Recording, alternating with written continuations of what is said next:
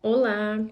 Hoje eu vim aqui para a gente discutir sobre um assunto muito importante, que são os conflitos de intervenção e conseguir interpretar, né, e dar propostas de soluções para desigualdades que acontecem no campo, no meio rural. Então, nós estaremos lendo o texto e discutindo alguns tópicos. Então, vamos lá. No interior de Goiás, um conflito recente entre trabalhadores rurais e a administração de uma grande propriedade agrícola tem chamado a atenção de pesquisadores e moradores da região. O caso envolve cerca de 40 trabalhadores contratados para atuar na colheita de soja, que paralisaram suas atividades após denúncias de jornadas excessivas, pagamento irregular e a ausência de equipamentos adequados de proteção. Segundo relatos dos próprios trabalhadores, a rotina começava antes do amanhecer e se estendia por até 12 horas diárias durante o período da safra. A gente sabia que ia trabalhar muito, mas não imaginava que seria nessas condições, afirmou um dos trabalhadores que preferiu não se identificar. Ele relata que o pagamento muitas vezes era feito com atraso e sem detalhamento claro das horas trabalhadas. A empresa responsável pela propriedade, por sua vez, declarou em nota que cumpre a legislação trabalhista e que os problemas apontados são pontuais e já estão sendo averiguados. No entanto, representantes de um sindicato local afirmam que situações semelhantes vêm se repetindo na região, especialmente em períodos de alta demanda produtiva. O episódio levanta questionamentos sobre a forma como se organizam as relações de trabalho no campo. De um lado, grandes produtores que concentram terra, capital e tecnologia. De outro, trabalhadores que dependem da venda de sua força de trabalho para garantir renda. A tensão entre esses grupos se torna mais evidente em momentos de intensificação da produção, quando a pressão por resultados econômicos tende a se sobrepor a condições de trabalho. Especialistas apontam que esse tipo de conflito não é isolado. O que vemos é uma relação marcada por interesses distintos. Enquanto o produtor busca maximizar a produção e o lucro, o trabalhador busca melhores condições de vida e trabalho, explica uma professora de sociologia rural. Para ela, situações como essa evidenciam desigualdades estruturais ainda presentes no meio rural brasileiro. Além disso, moradores da comunidade relatam impactos diretos. Pequenos comerciantes locais dizem que a paralisação afetou o movimento econômico da região. Quando eles param, todo mundo sente, afirma o dono de um mercado próximo à fazenda. O caso também reacende um debate mais amplo. Até que ponto o desenvolvimento do agronegócio tem sido acompanhado por melhorias nas condições sociais dos trabalhadores? E quem se beneficia de fato do aumento da produção no campo? Bom, o texto que nós acabamos de ler deixa claro para nós que existem dois principais grupos envolvidos nesse conflito. Que, de um lado, estão os trabalhadores, que estão tendo cargas excessivas de trabalho, 12 horas, trabalhadas ali na safra, na colheita daquela produção, sem condições de segurança mínima oferecidas ali pelos patrões, sem a identificação do pagamento que eles estão recebendo. De outro lado, nós temos os produtores, os donos daquela propriedade, os donos daquela empresa, que estão visando e maximizando seus lucros e dizendo, né, especificando que estão dentro da lei. Então, nós conseguimos identificar esses dois grupos principais no texto que nós lemos agora.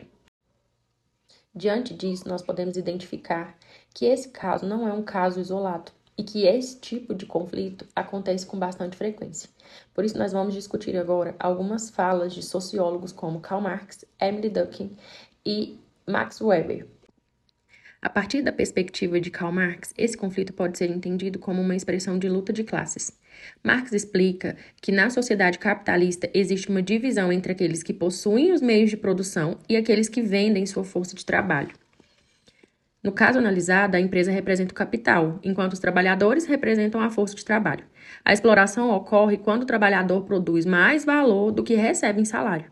Isso pode ser observado nas longas jornadas, nos pagamentos irregulares e nas condições inadequadas de trabalho. Esse processo gera a chamada mais-valia, que é apropriada pelo empregador. Portanto, o conflito não é apenas pontual, mas resultado de uma estrutura desigual no sistema capitalista. Já na visão de Emily Durkheim, podemos analisar o conceito de anomia, que ocorre quando há enfraquecimento ou ausência de normas sociais. No caso apresentado, a anomia se manifesta na falta de cumprimento das leis trabalhistas, com a ausência de equipamentos de proteção e irregularidades no pagamento. Além disso, Duncan também fala sobre a divisão do trabalho social. Embora a divisão do trabalho seja necessária para o funcionamento da sociedade, ela pode gerar problemas quando não há equilíbrio e justiça. Nesse caso, os trabalhadores exercem funções exaustivas e pouco valorizadas, enquanto o empregador concentra o controle e os benefícios. Isso contribui para a desorganização social e para o surgimento de conflitos. E na perspectiva de Max Weber, o foco está nas ações sociais e nas relações de poder. Os empregadores são motivados principalmente pela racionalidade econômica, ou seja, pela busca de lucro e eficiência produtiva. Já os trabalhadores agem motivados pela necessidade de sobrevivência e melhoria das condições de vida. Weber também destaca a existência de relações de dominação. Nesse caso, o poder está concentrado nas mãos da empresa, que controla os recursos e as decisões, enquanto os trabalhadores possuem menor autonomia. Essa desigualdade de poder contribui diretamente para o conflito. Nós já conseguimos identificar que esses conflitos, eles têm origem, desde a Revolução Industrial, onde naquele período houve a consolidação do trabalho assalariado e a intensificação da exploração da mão de obra, As desigualdades sociais, elas aumentaram e surgiram, diversos conflitos entre trabalhadores e empregados.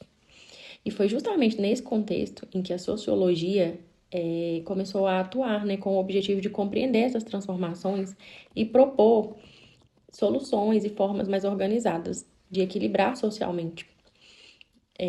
Portanto, o caso que nós estamos analisando, ele é uma continuidade dos problemas históricos que ainda persistem até hoje na nossa sociedade. E falando sobre o papel do liberalismo, nesse caso que nós estamos aqui estudando e analisando, nós sabemos que ele defende a liberdade de mercado e busca pelo lucro e a mínima intervenção do Estado na economia. Bom, nesse caso que nós estamos aqui analisando, essa lógica pode ser observada na priorização da propriedade e dos resultados econômicos por parte da empresa. No entanto, o próprio caso revela limites desse modelo, porque quando não há uma regulação adequada, podem surgir situações de exploração, desigualdade e de desrespeito aos direitos trabalhistas. Isso mostra que o mercado sozinho não é capaz de garantir justiça social. E a presença do Estado, de instituições reguladoras, de sindicatos, é fundamental para equilibrar as relações de trabalho, e proteger os trabalhadores. Certo, nós chegamos até aqui, já conseguimos identificar, os problemas estruturais desse caso que nós estamos estudando. E eu gostaria de sugerir uma solução, uma possível solução para esse caso, que seria uma fiscalização mais rigorosa dos sindicatos, dessas condições aí de trabalho, dessa carga excessiva de horários. Como que funcionaria? Visitas frequentes dos órgãos responsáveis, dos sindicatos, do Ministério do Trabalho, para verificar se os trabalhadores estão recebendo seus salários, de forma justa e trabalhando em condições adequadas. Eles participariam, os fiscais do governo, empregadores e trabalhadores rurais.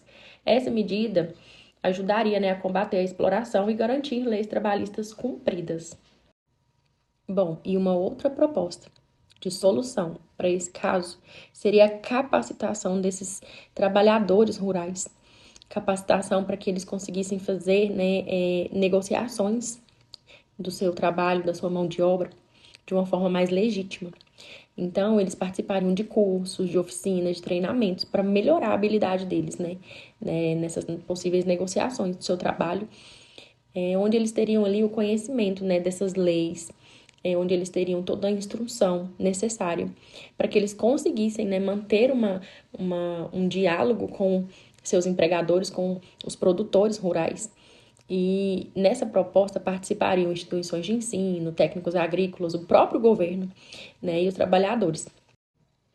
Bom, e diante de tudo que nós estudamos e analisamos até aqui, nós conseguimos identificar claramente, como eu disse no início, que esse caso não é um caso isolado, que isso infelizmente acontece de uma forma rotineira e que o aumento na produtividade, o aumento ali do agronegócio, ele vem também acompanhado de muita desestruturação social. E nós, quanto profissionais dessa área, da agronomia, devemos atuar, diretamente ali nessa questão ética, nessa questão moral, nessa questão socióloga mesmo, e buscar, sempre cumprir e praticar as leis de uma forma em que nós possamos defender, os produtores rurais e também os trabalhadores rurais para que eles tenham dignidade no seu trabalho.